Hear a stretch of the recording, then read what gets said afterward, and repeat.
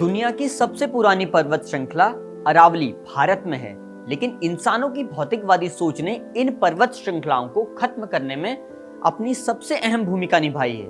अरावली पर्वत श्रृंखला में खनन मामले पर सुप्रीम कोर्ट ने संज्ञान लेते हुए हरियाणा, राजस्थान, गुजरात और दिल्ली में हो रही माइनिंग पर क्या एक्शन लिया है, आइए बताते हैं आपको डिटेल में। और हाँ, इसी बहाने इंसानों के लिए अरावली हिल्स कितनी जरूरी है ये भी समझेंगे। नमस्ते, मेरा नाम मनोज है और आप देख रहे हैं जनसत्ता।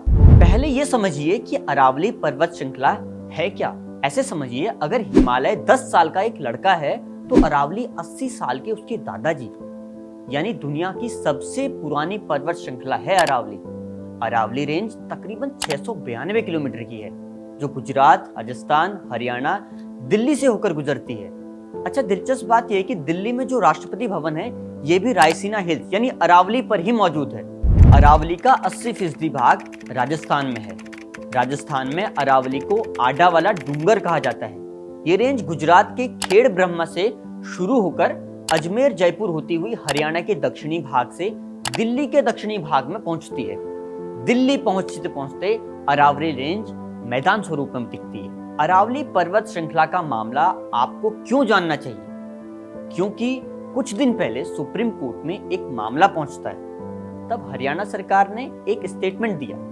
कहा उनके राज्य में अरावली की रेंज की डेफिनेशन क्या होगी, ये पूछते हैं वो। ये स्टेटमेंट सुनने के बाद सुप्रीम कोर्ट शॉक रह गया और कोर्ट ने गुजरात, राजस्थान, हरियाणा और दिल्ली में फ्रेश माइनिंग खोलने की परमिशन देने से अब साफ तौर पर मना कर दिया। कोर्ट के इस कड़े फैसले के बाद जब राज्यों की सरकारों ने पूछा कि पुरानी चल रही माइंस का क्या होगा, तो सुप्रीम कोर्ट ने जवाब में कहा, हम माइनिंग पर बैन लगा रहे हैं, लेकिन पहले से चल रही माइंस पर कोई रोक नहीं होगी। पहले से अप्रूव्ड सारी माइनिंग चलती रहेंगी, लेकिन अब किसी को नई तरह की माइनिंग यानी खनन की इजाजत नहीं मिलेगी। साल 2018 में फॉरेस्ट सर्वे ऑफ इंडिया की एक रिपोर्ट में कहा गया, अरावली हिल्स का खात्मा बहुत तेजी के साथ हो रहा है। इसके बाद ही हरियाणा और राजस्थान सुप्रीम कोर्ट के रडार पर थे, क्योंकि इन राज्यों में अरावली का 80% से ज्यादा हिस्सा आता है।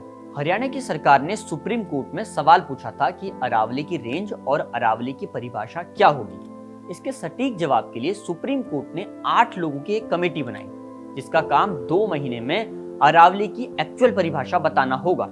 इस कमेटी में चारों राज्यों के फॉरेस्ट डिपार्टमेंट के सचिव और जियोलॉजिकल सर्वे ऑफ इंडिया, इसके अलावा फॉरेस्ट सर्वे ऑफ इंडिया के कई लोगों को शामिल करने की बात कही गई है, ताकि तय समय में अरावली की परिभाषा और इसकी रेंज तय हो सके। मामले पर कोर्ट किसी सही कंक्लूजन पर पहुंच सके, इसलिए इस कमेटी का गठन किया गया है। पूरा मामला सुप्रीम कोर्ट तक कैसे पहुंचता है, यह भी समझना बहुत जरूरी है। सुप्रीम कोर्ट में एक इलीगल माइनिंग का केस चल रहा था, एमसी मेहता केस। उन्होंने कोर्ट में कहा था अरावली को पूरी तरह से खत्म किया जा रहा है। वजह बताते हुए सुप्रीम कोर्ट का कहना था कि अवैध माइनिंग की संख्या बढ़ने की वजह से अरावली खत्म हो रही है। दरअसल सुप्रीम कोर्ट की कई सारी बेंच में यह सुनवाई चल रही थी। इस पर chief justice of India DY Chandrachud ने सभी याचिकाओं को एक साथ लाकर अरावली केस के मामले पर एक समान निर्णय लाने की बात कही। इसीलिए वो निर्देश देते हैं कि सभी की सुनवाई अब एक साथ होगी। हरियाणा की तरफ से सॉलिसिटर जनरल तुषार मेहता मामले का पक्ष रख रहे थे। राजस्थान की तरफ से additional solicitor general KM Natarajan तैयारी कर रहे थे। ये सुप्रीम कोर्ट में सुनवाई के दौरान मांग करते हैं कि जो अरावली में माइनिंग चल रही है, आप उसकी रिन्यू की तारीख दे दीजिए। सुप्रीम कोर्ट अपने जजमेंट में कहती है, अरावली रेंज में पहले से जो परमिशन अलॉट की गई थी, उसके अलावा किसी को भी माइंस की रिन्यू डेट नहीं दी जाएगी। जैसे आसान भाषा में अगर समझें तो इस साल अगस्त 2024 तक अरावली रेंज में माइनिंग चल रही होगी, तो उसके बाद कोई रिन्यू नहीं होगा और राजस्थान सरकार भी उसे रिन्यू नहीं कर सकती। इस पर हरियाणा और राजस्थान की सरकार का कहना है कि सुप्रीम कोर्ट ऐसा ना करे, क्योंकि माइनिंग की परमिशन रिन्यू नहीं हुई तो इससे कई तरह की दिक्कत आ जाएंगी। जैसे सबसे बड़ी दिक्कत तो यही है कि लोगों के रोजगार पर एक बड़ा असर पड़ेगा। सुप्रीम कोर्ट ने साफ तौर पर कह दिया, किसी भी नई माइंस का मतलब ही नहीं है, कोई भी माइंस रिन्यू नहीं होगी। कोर्ट का कहना था, हम खुद भी नहीं चाहते कि माइनिंग बंद हो जाए, क्योंकि इसकी वजह से नकारात्मक प्रभाव देखने को मिलते हैं। लोग अवैध तरीके से काम करना शुरू करने लगते हैं जो सिस्टम और प्रकृति दोनों के लिए खतरनाक होता है।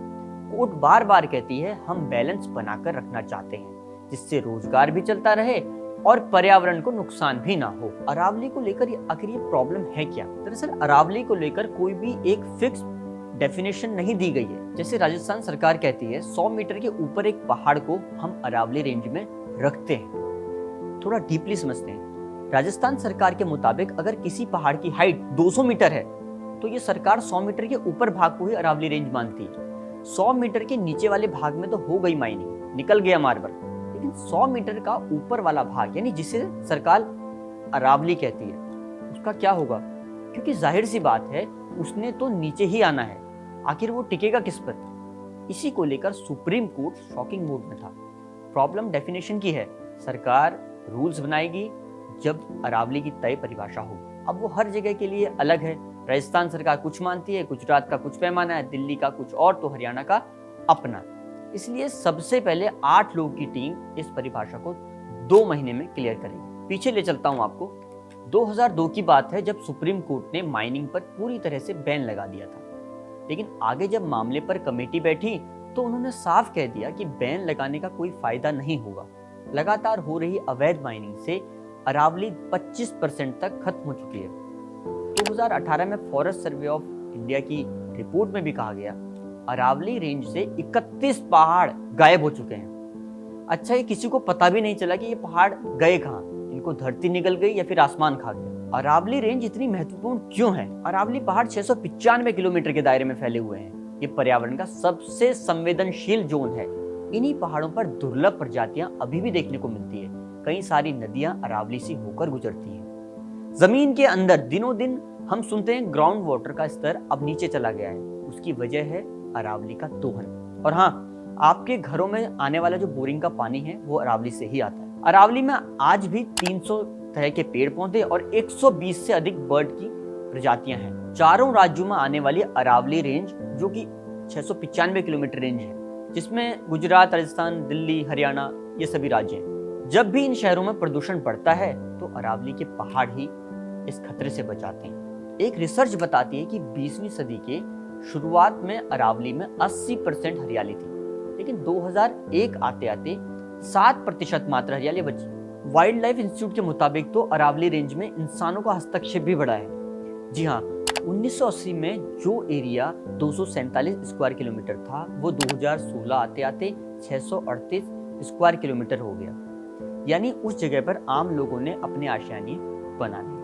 यही नहीं, इंडस्ट्री का दूर दूर तक कहीं नाम नहीं था और आज वहां पर 46 स्क्वायर किलोमीटर में इंडस्ट्री फैली हुई है। सेंट्रल यूनिवर्सिटी ऑफ राजस्थान के पर्यावरण विभाग के प्रोफेसर लक्ष्मीकांत ने अपने शोध में पाया है अगर अरावली के संरक्षण के लिए कोई ठोस कदम नहीं उठाया गया तो खाड़ी देशों जैसे भीषण गर्मी भारत में भी देखने को मिलेगी। प्रोफेसर कहते हैं अरावली भारत की प्राकृतिक हरित दीवार है। फिलहाल सुप्रीम कोर्ट अब इस पूरे मामले में अगस्त महीने में सुनवाई करेगा। अरावली पर यह वीडियो करते हुए मुझे जाने माने कवि त्रिभुवन की कविता अरावली के आखिरी दिन का ये आखिरी अंश याद आता है। अरावली के आखिरी दिन ऐसा जरूर होगा, एक अवतारी पुरुष आएंगे, एक नबी पुकारेगा, लेकिन बात ऐसी है कि वो दोनों आईफोन पर व्यस्त होंगे। उन्हें न धनिये, न हरी मिर्च, न मेथी, न आलू, न टमाटर, न जीरे और ना ही हरे चने की जरूरत होगी, क्योंकि उनके बैग में मैकडोनाल्ड के बर्गर, मैकपफ और सालसा रैप होंगे। अरावली का इसके अलावा यहाँ और क्या अंत होगा?